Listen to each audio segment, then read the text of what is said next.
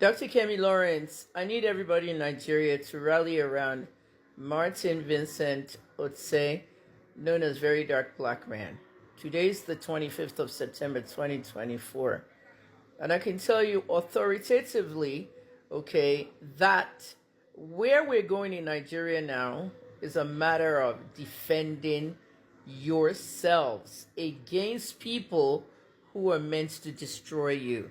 In journalism, we defend media freedom. Let me tell you something, people. Listen up, okay? The mainstream media, and I've been saying this for years, they blackballed me, okay? And they did not investigate anything I investigated. Who do you think is supposed to protect you? When I said that the mainstream media destroyed Nigeria, when I said the mainstream media was responsible for Boko Haram, bandits, terrorists, and all that, you didn't really get it, right? The mainstream media is a powerful weapon. And you see, it's owned by politicians and businessmen. And as they own these media outlets, they use it as a weapon, to fight the people. In America, you're supposed to go and report things to the media. But in Nigeria, you can't report anything to the media because the media is owned by the same people frustrating you. How can a young man by the name of VDM be doing investigative work and the media has not really dug into anything? Why didn't the media dig into Koza case with Fatoyinbo and Busola Dakolo? Why didn't the media dig into the case of Gist Lover? Why didn't the media dig into the case of Tonto Dike and Churchill? Why didn't they dig into Whitney's death, the young girl at Chrisland that was electrocuted? Why didn't they investigate anything that I investigated, including Mohbad's death? Mohbad's death cannot get international attention. I haven't talked. I haven't spoken. I have gone to every major TV network, from Al Jazeera to CNN to Fox News to ITN to everywhere, to magazines, music magazines, name it. Do you know why none of them are going to carry the story of Mohbad? It's not because Wumi can turn around and sue all of them. It's because before you can feature such a story, you're going to need to hear from police. People at many networks say, yeah, Kemi, come on, let's do this show. I said, I will come on the show. I will bring Yomi Fabi on the show. Something like AJ Stream, one of those shows. Any of those shows. Plenty of them are out there internationally. I'll bring Yomi Fabi. I'll bring Mohbad's father. I'll bring anyone I need to bring to talk about this. But there's somebody we need to bring on the show, and that's the police. The Nigerian police botched the Mohbad case. We all know what happened. I have done an investigation, and I've done it twice. But they refuse to speak. I have not spoken, people. Wahid Ayilara, the DCP in charge of Mohbad's case that died. Do you know he once told me that Iyabo and Tonto run Gist Lover? Mi ò tí sọ̀rọ̀ ni o. Mi ò tí sọ̀rọ̀ ni o. Mo ń sọ fún yín pé nígbà tí Iyabo gbé fóònù fún ọmọ mi, kó gba phone number, Gist Lover lọ́mọ yẹn rí nínú Instagram, wide open as admin. Nígbà tí Iyabo tó lọ interview DJ Malian, tó go live, tó ń fi interview hàn yín, Gist Lover went live at the same time. So ta ló wà nílé yẹn tó gbé phone dání tó ní access to Gist Lover? Of course, Tonto was there now. It doesn't take rocket science. VDM figured his own out. When he was at the police station, someone took his picture and he was on Gist Lover.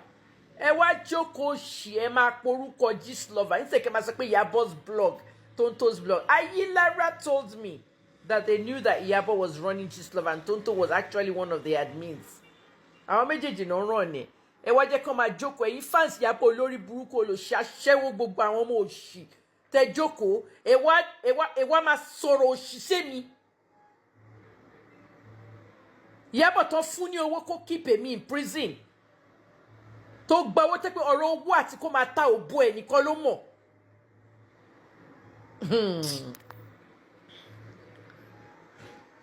Everybody in Nigeria must rally around VDM. Okay? If I had my way, honestly, to make decisions in this world, everything I've been saying in the past, I'm getting vindication after vindication after vindication, back to back. If I had my way, I would run that country, Nigeria. Look at what Dangote said this afternoon at the United Nations General Assembly. People stood up and gave him a standing ovation. He said no country should have visa restrictions within Africa and the Western countries. The Western countries are scared of security. Only shall bandits at our terrorists, Africa, Lumbol, American. Shall logba visa ni. You know what I'm saying? Even within Africa, Rwanda and Cotonou and maybe one or two other countries open the border to themselves. Ghanaians can go into South Africa without a visa, but Nigerians can't. Until we start to love ourselves, we cannot love anybody else. It took one young man, a citizen, that some people call an activist, other people call online police. He calls himself online police. It took one citizen to wake up NAFDAC. Who takes Game Lawyer seriously? Motin Kigbe for NAFDAC lati 2010 in Canada. Ipa won yon fi magisinu di won. To fini big bomb. Wọ́n den ku. Motin Kigbe for NAFDAC about ripening of plantains and agbalumo with carbide. 4 years later, 2014, they spoke about it. NAFDAC is the most corrupt after the EFCC. A young man now comes out picking up everybody making glowing cream. Kini kan glow cream.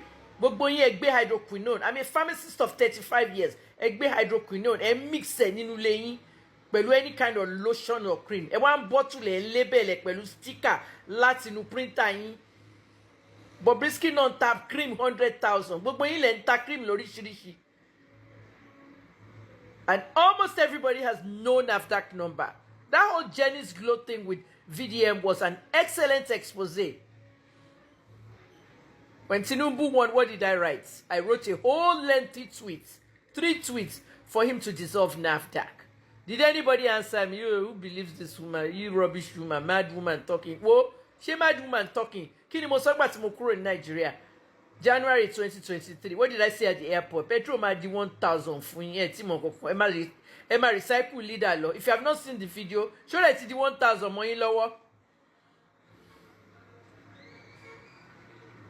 Fisayo spoke this morning. Let me read what Fisayo wrote. If you don't know Fisayo Shoyombo is a young investigative journalist who also works independently. He has his own media thing called Fidge Nigerian. Now, a lot of people were messaging Fisayo because if you remember, Fisayo did an undercover thing on the Nigerian prisons. When I was inside Nigerian prisons, okay, Comrade Phil came to visit me, and he also did an undercover thing where they'll be asking people for bribes to see prisoners. There's a lot going on over there. Go invite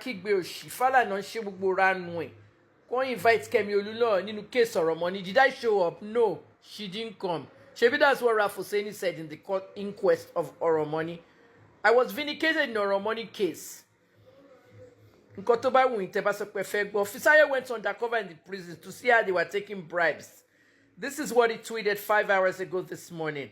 I am shocked by the sheer number of people who have contacted me to ascertain the veracity of Very Dark Man's Bobrisky release. Could Bobrisky really have lived outside the prison while serving his or her sentence?